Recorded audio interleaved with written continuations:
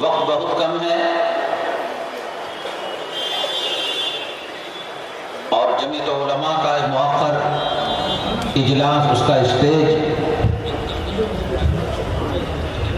اور استاد محترم کی موجودگی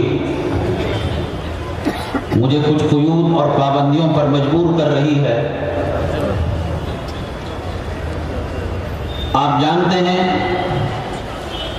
عام مزاج یہ ہے، پوچھا جاتا ہے حالات کیسے ہیں، کاروبار چل رہا ہے، صحت اچھی ہے، مکان بن رہا ہے،